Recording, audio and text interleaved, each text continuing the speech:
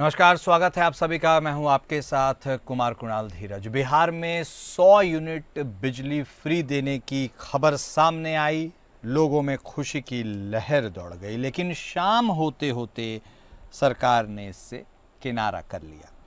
वित्त विभाग की ओर से इस योजना को लेकर खंडन जारी किया गया। इसके बाद विपक्ष ने मुख्यमंत्री नीतीश कुमार को घेरते हुए एक बार फिर पलटू राम कहकर निशाना साधा है। अब इस मुद्दे पर बिहार की राजनीति गर्मा गई है। राष्ट्रीय जनता दल के मुख्य प्रवक्ता शक्ति यादव ने कहा कि मुख्यमंत्री एक बार फिर अचेत अवस्था में हैं। पहले अपने खास माध्यम से प्रचार कराया कि बिहार सरकार 100 यूनिट मुफ्त बिजली देगी, अब उससे पलट गए। जब बिजली पर यू टर्न ले सकते हैं तो पेंशन योजना पर भी पलट सकते हैं। जनता को अब सतर्क रहने की ज़रूरत है। आज पूरा दिन भाजपा और जदयू वालों ने अपने पूरे प्रचार तंत्र का इस्तेमाल करके बात फैलाई कि बिहार सरकार 100 यूनिट तक बिजली फ्री देने जा रही है। लेकिन सच्चाई जान लीजिए, जो लोग ये दावा कर रहे थे कि वित्त विभाग ने मंजूरी दे दी है, वो सरासर झूठ बोल रहे थे, क्योंकि वित्त विभाग के अधिकारी बता रहे हैं कि ऐसा कोई प्रस्ताव सरकार ने विभाग को भेजा ही नहीं है। लालू जी के घर में फुलवरिया में ललटेन के बदले बिजली हम ही ने पहुंचाए, सेलार कला हम ही ने पहुंचाए, राघोपुर में हम ही पहुंचाए ना। और लालू जी के स्वाभाविक रूप से जो सरकारी आवास है, इसमें 159 पुलिसकर्मी सुरक्षा में तैनात रहते हैं, सब्सिडी का राशि भी ले रहे हैं। बिहार के अचित मुख्यमंत्री फिर एक बार पलट गए। अपने चहेते खबरों से चलवा दिया कि 100 यूनिट बिजली बिहार वासियों को सरकार देगी फ्री। लेकिन अभी अभी एकाएक आया कि वित्त विभाग ने कहा कि कोई सैद्धांतिक सहमति नहीं, बिजली विभाग ने कर दिया खंडन की कोई मेरा वादा नहीं। तेजस्वी जी ने कहा ऐलान के बाद कि विपक्ष मजबूत है बिहार में, सत्ता प्रतिष्ठान को अपने पीठ पर ला करके नाक रगड़वाना जानती है। वहीं किशनगंज में आम आदमी पार्टी की तरफ से राज्यसभा सांसद संजय सिंह ने कुतुबगंज हाट चूड़ीपट्टी स्थित G+3 बज़्म अदब कम्युनिटी हॉल में आयोजित जन संवाद में केंद्र सरकार और चुनाव आयोग पर तीखा हमला बोला। उन्होंने कहा, चुनाव आयोग बीजेपी की दलाली कर रहा है, वोटर लिस्ट से नाम काटकर लोकतंत्र को हाईजैक करने की साजिश हो रही है।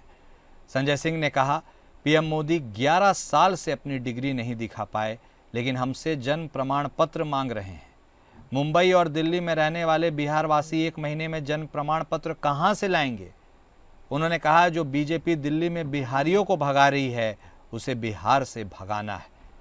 इस चुनाव में दिल्ली का बदला बिहार से लेंगे।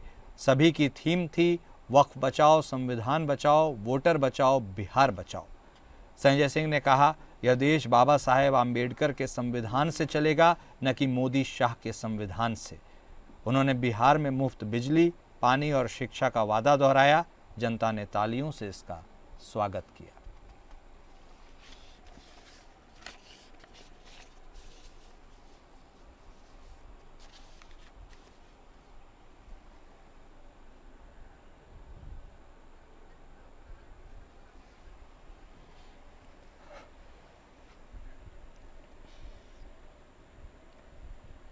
जनपद बहराइच के दौरे पर पहुंचे उत्तर प्रदेश के डिप्टी सीएम केशव प्रसाद मौर्य ने अखिलेश यादव और महाराष्ट्र के नेता राज ठाकरे और उद्धव ठाकरे पर निशाना साधा और जमकर तंज कसा। अखिलेश यादव पर निशाना साधते हुए डिप्टी सीएम केशव प्रसाद मौर्य ने कहा कि एक एसी कमरे में बैठकर वो केवल सोशल मीडिया की राजनीति करते हैं, उनको धरातल की कोई जानकारी नहीं है। डिप्टी सीएम ने यह भी कहा कि 2027 में जब चुनाव होगा तो समाजवादी पार्टी माफियाओं और गुंडों के लिए कोई रास्ता नहीं बचेगा। डिप्टी सीएम ने अखिलेश यादव पर तंज कसते हुए कहा कि जिस तरह से बिना पानी के मछली तड़पती है, इसी तरह अखिलेश यादव और उनके गुंडे सत्ता सुख पाने के लिए तड़प रहे हैं। उन्होंने कहा कि 2027 में पूर्ण रूप से 2017 की तरह कमल खिलेगा, क्योंकि चुनाव आयोग लगातार एक बूथ एक मत को लेकर काम कर रहा है। अब हर कोई एक बूथ एक ही मत का प्रयोग कर सकेगा। महाराष्ट्र में भाषा के नाम पर उत्तर भारतीयों के साथ हो रहे दुर्व्यवहार को लेकर डिप्टी सीएम मौर्य ने कहा कि वहां के मुख्यमंत्री देवेंद्र फडणवीस से बातचीत हुई है, जल्द ही मामला सुलझ जाएगा। उन्होंने राज ठाकरे और उद्धव ठाकरे के ऊपर कटाक्ष करते हुए कहा कि अब इन दोनों भाइयों की राजनीति का विरासत खत्म होने के कगार पर है। यही वजह है कि इस तरह की उठपटांग बयानबाजी महाराष्ट्र में की जा रही है।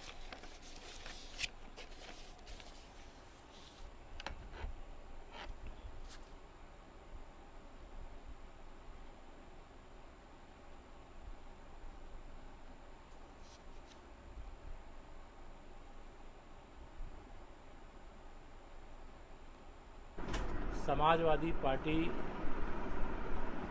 फर्जी पीडीए की बात करती है। उनका पीडीए परिवार डेवलपमेंट एजेंसी है।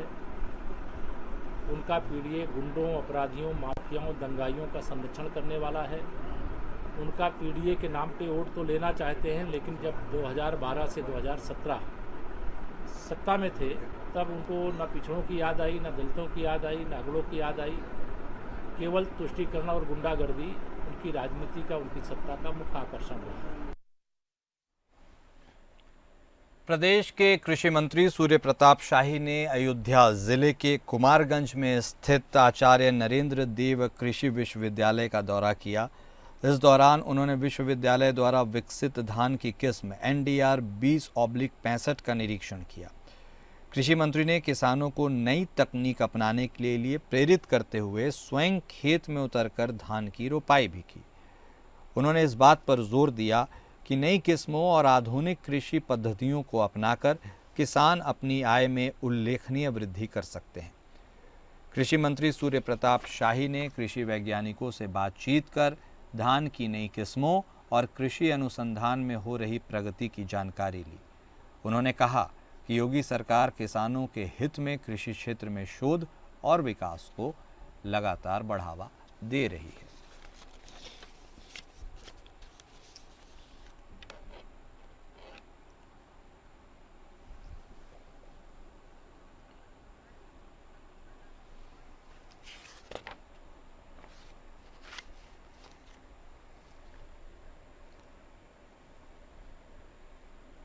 उत्तर प्रदेश में चल रही कावड़ यात्रा में सुरक्षा और सुविधाओं को लेकर उत्तर प्रदेश के पुलिस महानिदेशक राजीव कृष्णा ने जानकारी दी।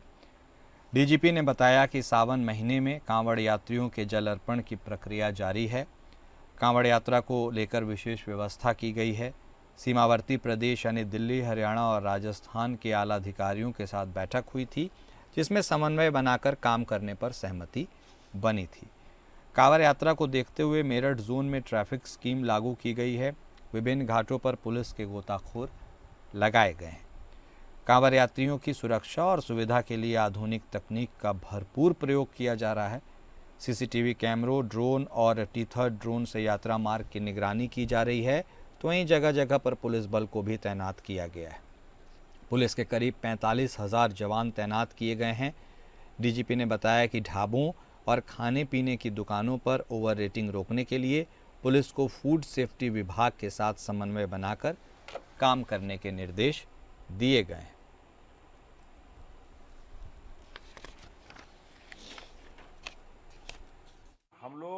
हम लोग एविडेंस के बेसिस पर कार्रवाई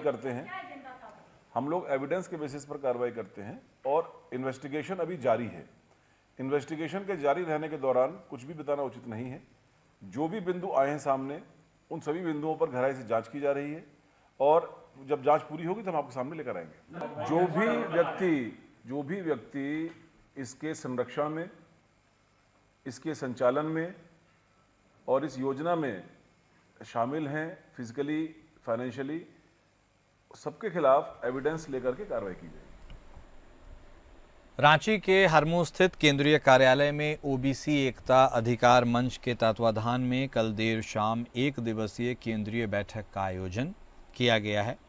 इस बैठक का मुख्य उद्देश्य था राज्य भर में मंच का विस्तार, जिला स्तरीय संयोजक कमेटी का गठन और सदस्यता अभियान चलाकर पिछड़ा वर्ग के लोगों को आर्थिक, सामाजिक और राजनीतिक रूप से जागरूक करने हेतु जागरूकता अभियान के रूपरेखा तैयार करने के लिए इस बैठक को किया गया। इस मौके पर कई लोगों ने सुझाव भी दिए, तो वहीं परिचर्चा के उपरांत यह सुनिश्चित किया गया कि कमेटी का गठन लगभग 3 से 4 महीने के अंदर पूरा कर लिया जाएगा। ओबीसी एकता अधिकार मंच की केंद्रीय कमेटी और जिला कमेटी का गठन इसी 4 महीने के दौरान किया जाएगा। इसके अलावा राज्य और केंद्र सरकार द्वारा जाति आधारित जनगणना कराने के निर्णय को इस मौके पर स्वागत योग्य बताया गया। हालांकि ओबीसी को जनसंख्या के अनुपात में शैक्षणिक, आर्थिक, राजनीतिक और नौकरी के क्षेत्र में हिस्सेदारी की भी मांग की गई।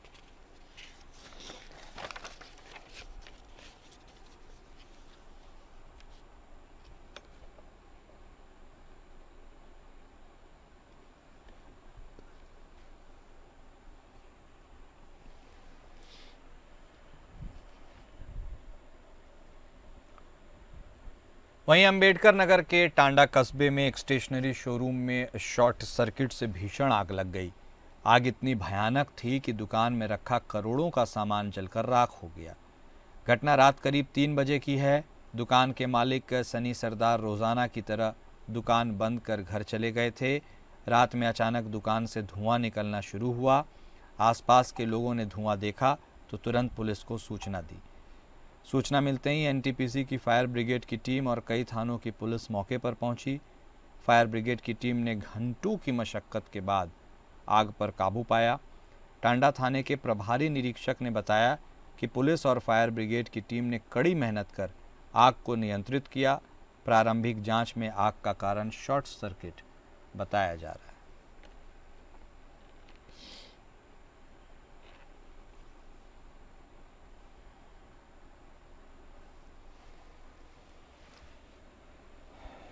अमरोहा जनपद के देहात थाना क्षेत्र में दबंगई की एक सनसनीखेज घटना सामने आई है, जहां जिम करने गए एक युवक को ऑनलाइन पेमेंट के विवाद में कुछ दबंगों ने बेरहमी से पीट दिया।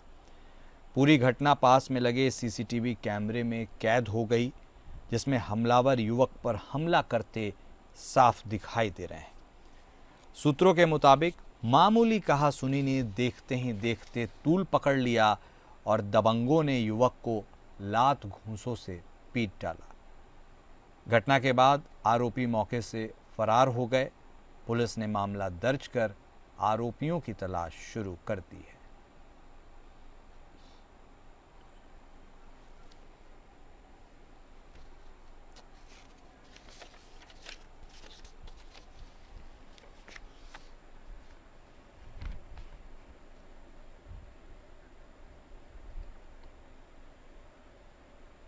वहीं आगरा के ताजगंज में आलू व्यापारी की चेन लूटने की वारदात को अंजाम दिया गया है। पेशेवर अपराधियों ने इसे अंजाम नहीं दिया, ये गौर करने वाली बात है।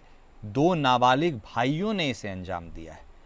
महंगी लाइफस्टाइल और शौक पूरे करने के लिए दोनों छात्र लुटेरे बन गए।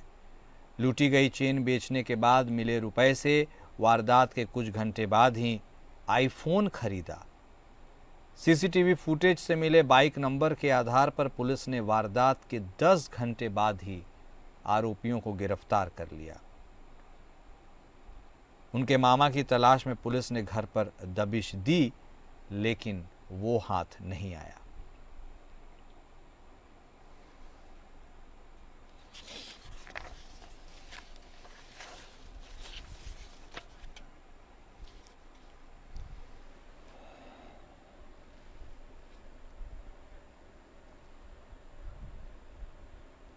अमरोहा में वारंटी एनबीडब्ल्यू या वांछित पुरस्कार घोषित आरोपियों की गिरफ्तारी के लिए चलाए गए अभियान के तहत थाना आदमपुर पुलिस ने 22 वारंटी आरोपियों को गिरफ्तार कर लिया और फिर कार्यालय के समक्ष पेश किया गया।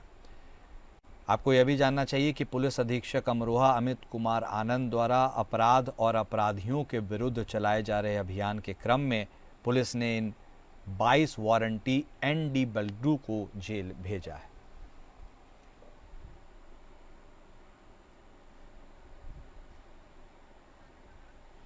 तो अमरोहा की ये खबर हम आपको दिखा रहे हैं, जहां कुल 22 वारंटियों को गिरफ्तार किया गया है और फिर गिरफ्तारी के बाद इन सबको कार्यालय के समक्ष पेश भी किया गया।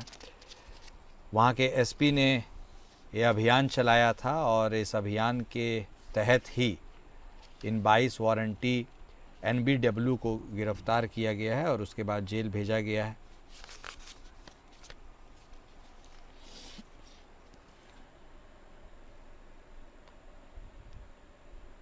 वहीं बिहार में अपराध का सिलसिला थमने का नाम नहीं ले रहा है। राजधानी पटना से एक और दिल दहला देने वाली घटना सामने आई है। देर रात पीपरा थाना क्षेत्र के शेखपुरा गांव में अज्ञात अपराधियों ने खेत में पटवन कर रहे 50 साल के सुरेंद्र केवट को गोली मार दी।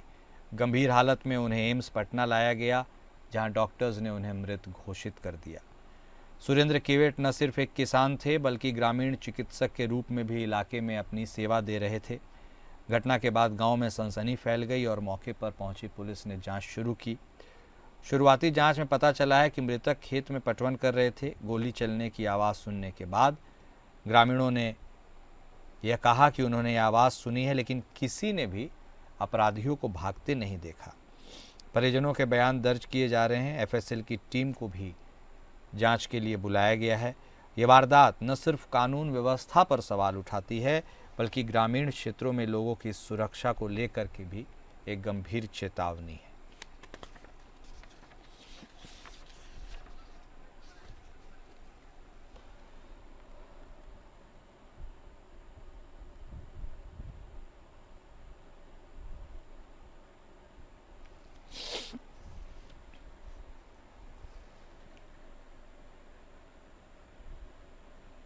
सावन माह की शुरुआत हो चुकी है और कांवड़ियों के जत्थे भी रास्तों पर देखे जा सकते हैं। कई मार्गों से वो गुजरते हुए नज़र भी आ रहे हैं। इसी को लेकर जनपद संभल में प्रशासन ने उनकी सुरक्षा के लिए कड़े बंदोबस्त किए हैं। कांवड़ियों के जत्थों की निगरानी के लिए पुलिस, PAC और RRF के जवान मुस्तैद रहेंगे। जहां से भी कांवड़ियों के जत्थे गुजरेंगे वहां ड्रोन से निगरानी होगी और पुलिस साथ साथ चलेगी। संभल शहर में 250 कैमरे लगे हैं जहां से कांवड़ियों के जत्थे गुजरने हैं। इस पूरे वाक़ये का जायजा लिया हमारे संवाददाता ने। जो सावन का महीना शुरू हो गया है, यानी सोमवार के दिन जो जल अभिषेक करेंगे श्रद्धालु, उसको लेकर जिला प्रशासन ने पूरी तैयारियां की है। साथ ही कुछ लोगों को पाबंद भी किया गया है। तो इस तरह से जिला प्रशासन ने पूरी तैयारियां कर ली हैं। यहाँ हम आपको तस्वीर दिखा रहे हैं। आज शनिवार है, फिर भी यहाँ पर लोग पूजा पाठ कर रहे हैं। तो इस तरह से लगातार यहाँ जिला प्रशासन की जो तैयारियां हैं वो कड़ी दिख रही हैं और यहाँ पर जो कैमरे वगैरह भी है और आने जाने की व्यवस्था है, साफ सफाई की व्यवस्था है। तो इस तरह से जो व्यवस्था है वो पूरी कर ली गई है।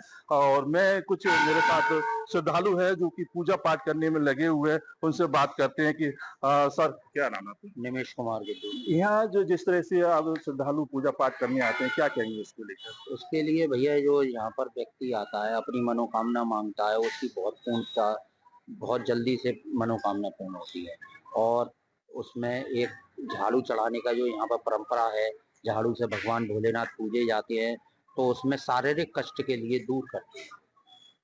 और जो तिल मस्सा जो होते हैं उन लोगों के लिए बहुत ही लाभकारी झाड़ू चलाना। अच्छा, सुरक्षा की दृष्टि से जिला प्रशासन ने कैमरे भी लगाए हैं, तो क्या यहाँ पर भी? यहाँ पर कैमरे वगैरह सब कुछ लगा रखे हैं और उसके बावजूद यहाँ पर कैंपेन जो बड़े अधिकारी होते हैं वो भी अपना कैंपेन करते हैं। और दूसरा ये है कि जगह जगह तीनों गेट पर पुलिस वालों का व्यवस्था बनाए रखते हैं लाइन लगवाने में, और हर समय हर जगह पूरा मेले में उनका बना रहता है। इस तरह से यहाँ जो श्रद्धालु है, इन्होंने बताया कि यहाँ जिला प्रशासन भी मुस्तैद है, पुलिस भी मुस्तैद रहती है। तो यहाँ जो कड़ी सुरक्षा व्यवस्था देखने को लेकर कि 24 नवंबर पिछले वर्ष हिंसा हो गई थी, उसको लेकर जो लगातार यहाँ पर जिला प्रशासन निगाह बनाई हुआ। मैं चंद्र कैमरा पर्सन के साथ APN संभल। और फिलहाल इस बुलेटिन में अभी के लिए बस इतना ही। नमस्कार।